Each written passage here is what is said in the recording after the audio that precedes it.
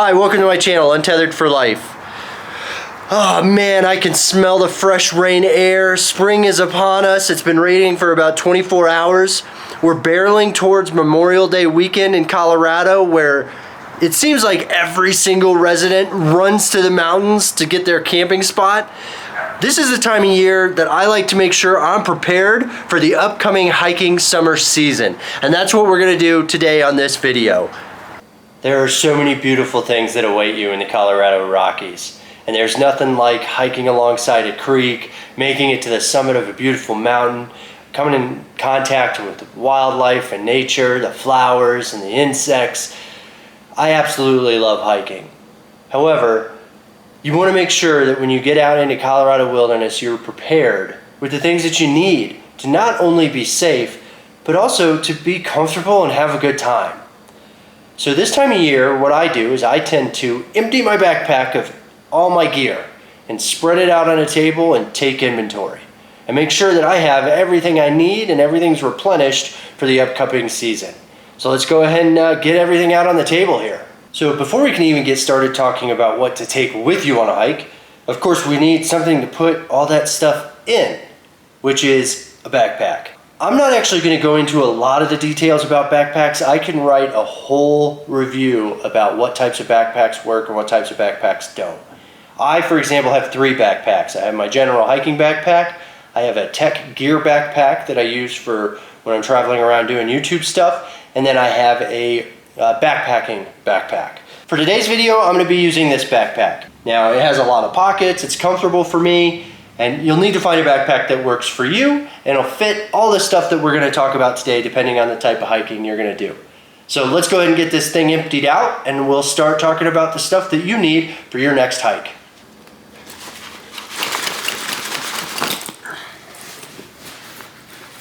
So this may look like a lot of stuff, and honestly, it's a decent amount. However, I don't take all of this on every hike. I'm going to split today's video into 3 groups. We're essentially going to have the stuff I take on every single hike group, and then the stuff I take on almost every hike group, and then the stuff I take for difficult, strenuous, or specific types of hikes. So let's delve right into what I take for every single hike. Most of what I take for every hike is going to be primarily safety items, starting with a very simple lighter. So a lighter, of course, is used to start a fire. It can be used to cauterize a wound. It can be used to create smoke signals, that sort of thing. A lighter is just an incredible tool. Now, I would suggest before going on any hike, make sure your lighter works. Turn it on. Now, I currently have a Bic in my collection. I just recently met somebody who makes an electric lighter that can light in wind, rain. It comes with some special putty that you can use to ignite Kindle or things like that. It's pretty freaking awesome. Here, check out the demo that I did while I was at the International Sportsman's Expo. Okay, this is all electric. So elevation, temperature, and those things don't affect this. They're also windproof.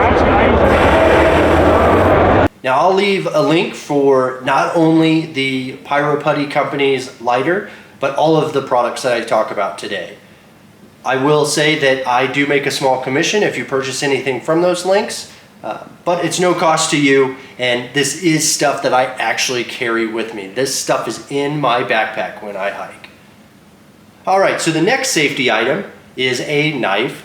I have this interesting green knife that I picked up in Montana when we were hiking in Yellowstone National Park.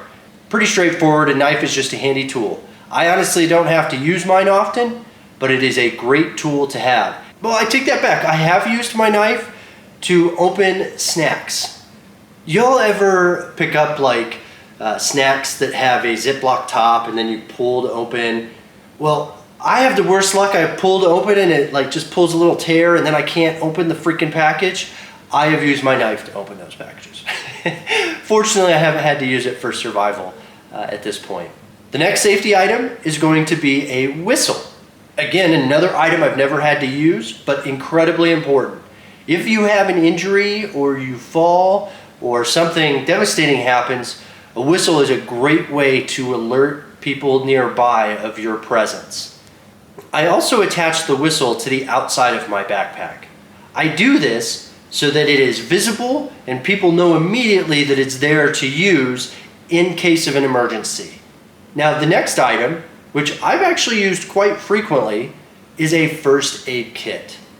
So my first aid kit has some gauze, some disinfectant wipes, Band-Aids, things of that nature. Now, whenever I go hiking with friends and things like that, it's not uncommon that we get little scrapes, little bruises, chafes, that sort of thing. And I'm always the one with the Band-Aid. It's actually quite surprising to me how many hikers do not hike with the first aid kit. And of course, protecting wounds, make sure that you don't get an infection, make sure that the wound doesn't get worse. Just carry a first aid kit. It's a good thing to have. And I find that I often have to replenish my Band-Aids because I give them away. I give them out to people that need them. And then the next item is a flashlight. It's important to make sure at the beginning of your season and occasionally throughout the hiking season that your flashlight works. So turn it on, make sure it's bright, make sure the batteries are in good shape. But straightforward, it helps you identify your location. If somebody's looking for you, you can use the flashlight to indicate where you're located. And then of course, if something happens and you have to hunker down overnight in the Rocky Mountains, being able to see is really important. It gets obviously really dark outside, and if you're not accustomed to hiking or spending time outdoors, nighttime in the mountains or nighttime away from a major city is entirely different. It gets very dark. So having some means of creating light can be critical. And the next item on my list is a water bottle, with water, of course. Now, many people opt for a Camelback backpack that has a water bladder that you can draw from, because then you don't have to hold it and it's just easy. And that's fine. That's a totally fine solution. I personally prefer water bottles, and I will delve into why that is a little later in today's video. That is all I take on every single hike. I might get some hate for this in the comments, I'm not sure. But there are a wide range of hikes that you can go on. I'll give you a quick example. In Breckenridge, there's a 1 mile hike to a wooden effigy that's a troll. It's called the Breckenridge Troll. If I was hiking to the Breckenridge Troll, I'll go in whatever I'm wearing, I'll wear whatever shoes are on my feet. My backpack will already have my emergency items in it no matter what, so I just throw my backpack on, grab a bottle of water, and I go. If something happened to me on that particular hike, in most of the times that you'd find me hiking it, there's going to be oodles of other people around. They're all going to be within a very close proximity to their car. I'm not worried about something disastrous happening. Let me go ahead and pack up my basic essentials, and then we'll talk about the items I bring on most every other hike. All right, so as we jump into what I take for every hike, I want to start with what you wear. It's important that you select clothing and shoes that ensure your comfort, regardless of the type of weather that might come your way, as well as your safety. In terms of safety, there's two things that you want to make sure you accomplish. You want to stay dry, and you want to control your body temperature. By staying dry and controlling your body temperature, your body will be the most efficient during your hike. And then in turn, you'll be the most comfortable. Let's jump in with the shoes first. I had hiked with the same shoes for roughly 6 years.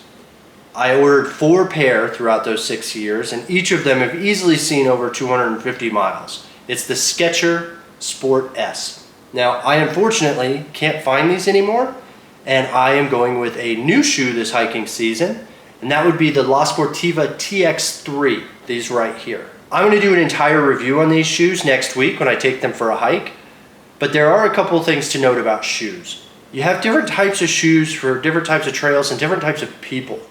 Some people will argue that a boot is better for hiking. Some will argue that a shoe is. I personally prefer to wear a shoe. Reason being is I like my ankles to be free. As you hike, your ankles can move and maneuver. I like to have strong ankles, and I like that maneuverability. However, if you don't have great ankles, or if you're concerned about rolling your feet when you hike, boots are more secure and they'll protect your feet more, but you don't have the same mobility that you would with a shoe. Now, these are approach shoes. What that means is they're shoes that are designed kind of like climbing shoes, but in a tennis shoe format.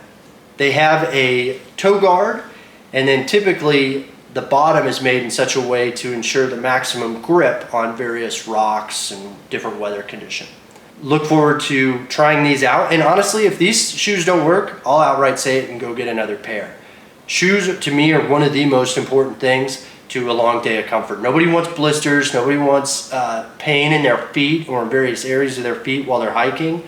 If you have a long hike in front of you and your feet start hurting, that's just an incredibly unpleasant day. In terms of clothing, I do like to dress in layers.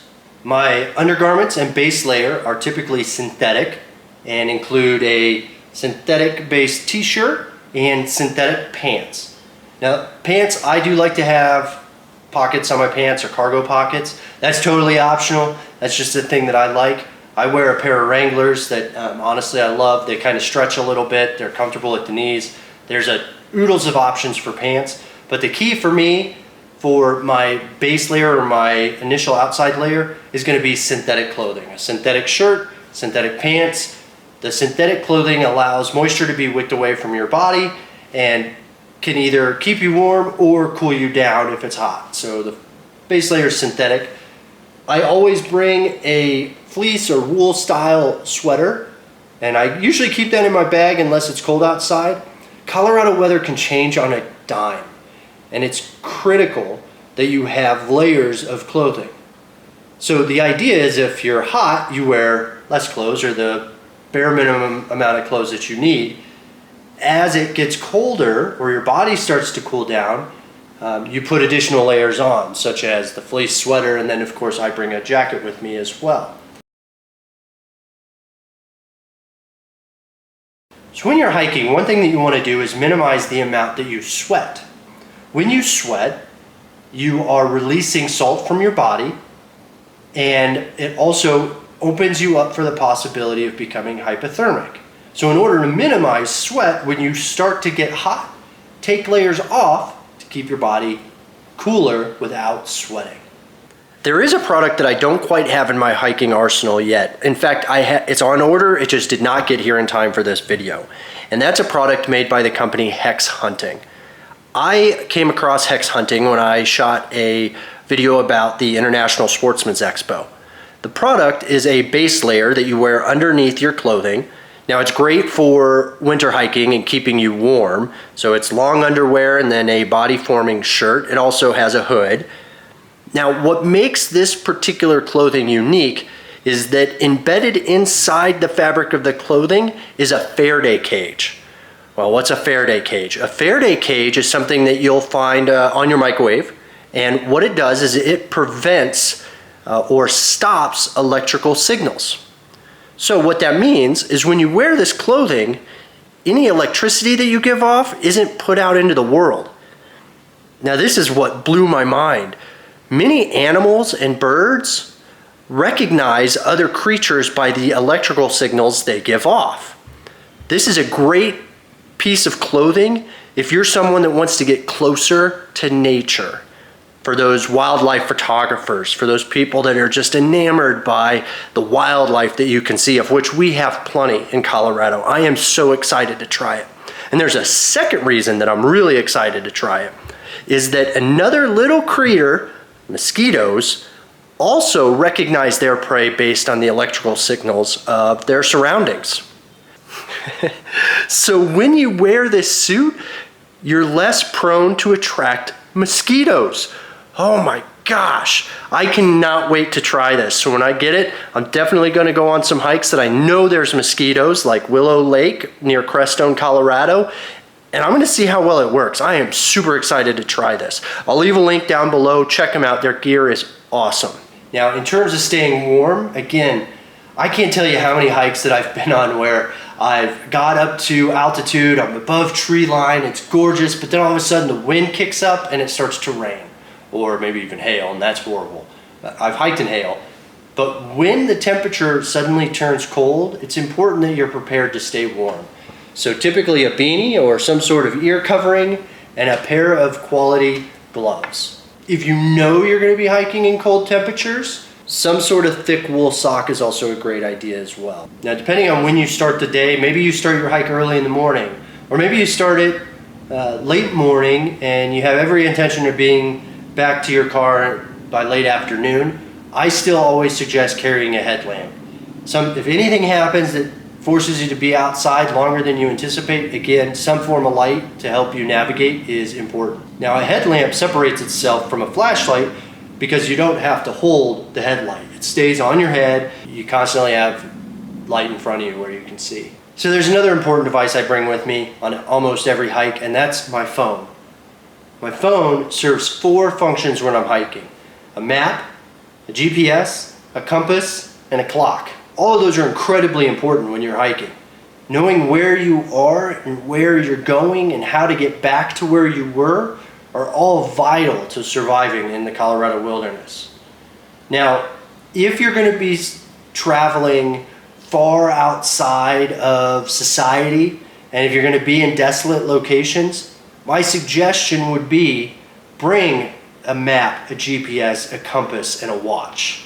My other suggestion would be bring whatever you need to make sure this stays charged if it's going to serve as those functions for you. So with that, I also bring a large 15 milliampere hour battery that can charge my phone roughly 6 times if needed. Now granted, I usually only charge it once if ever, and that's usually when I'm on 12, 14, 16 mile hikes. When you're hiking in Colorado, we're known for having over 300 days of summer a year, which is incredible. But because we're at altitude, that sun is a little bit more dangerous than it is in some of the sea level cities around the country. So with that, make sure that you bring some sunscreen.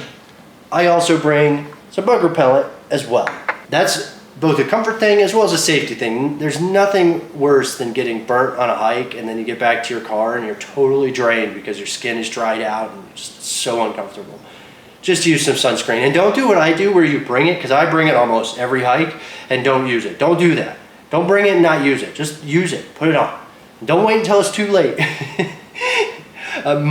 Probably my number one hiking mistake is getting sunburned too often, which is sad because I almost always have sunscreen in my bag. I'm just lazy. Don't tell anybody.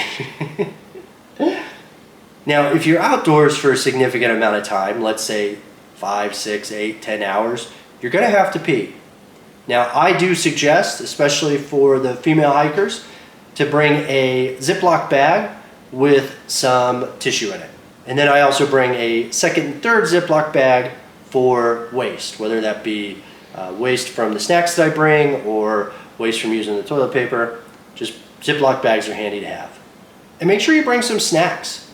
So when you hike, according to my wife, who is an athletic runner, for every mile you burn roughly 100 calories. So, for example, if you're on a 10-mile hike, you're going to burn 1,000 calories. That's a significant amount. I don't usually bring 1,000 calories worth of food for a 10-mile hike. I may bring 500 calories worth of food, but it is something to consider. I would recommend high carbohydrate, high salt content snacks. The reason for the salt is because as you sweat, your body loses sodium, and it's important to replace that sodium. And then, of course, carbohydrates, because that's your primary fuel or energy releasing food.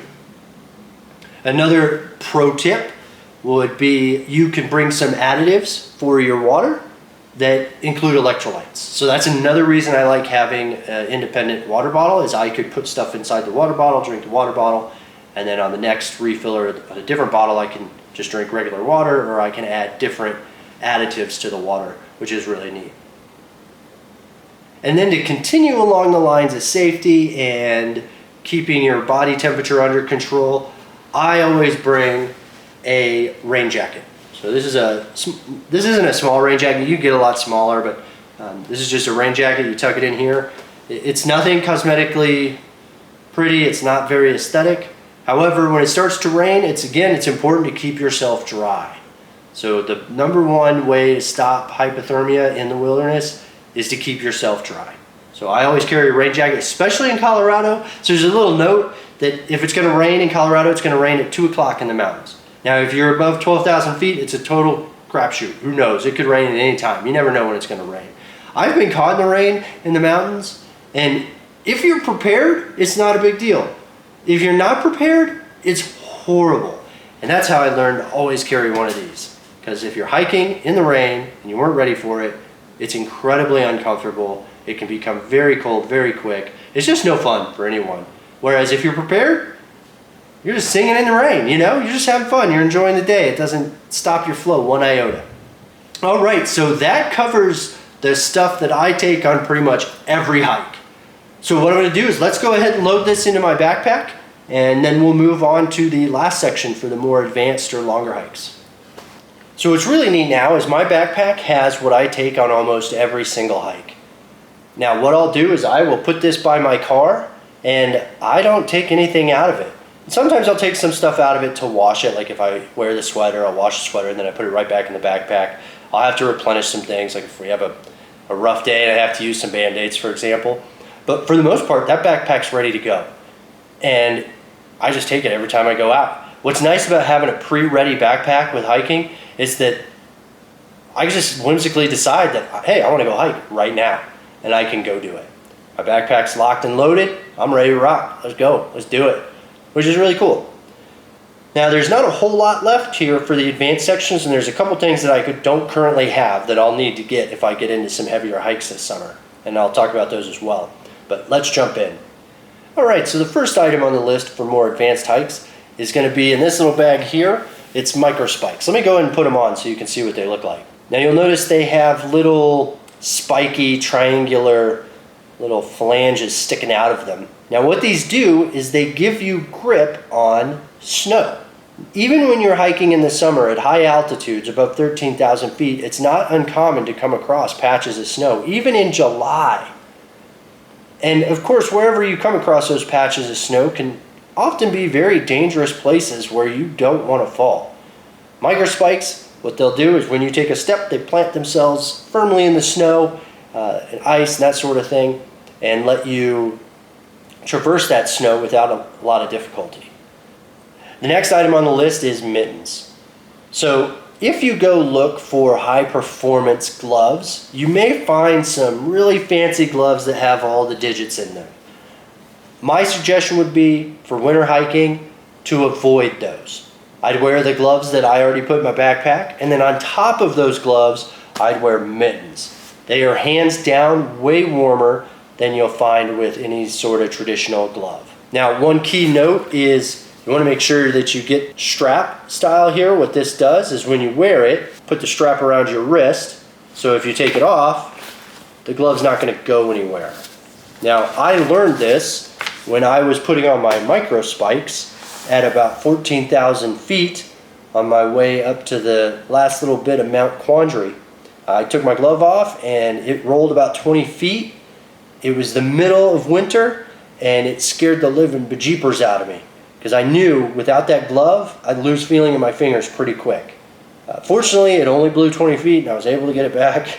That was a hard lesson to learn, a very scary one. So mittens, make sure you get the little strap, super handy. And shoes. So these, I don't like wearing boots, as I've mentioned. However, whenever I do winter hiking or hiking where I know I'm going to come across large amounts of snow, I'll throw these bad boys on. These are waterproof hiking boots.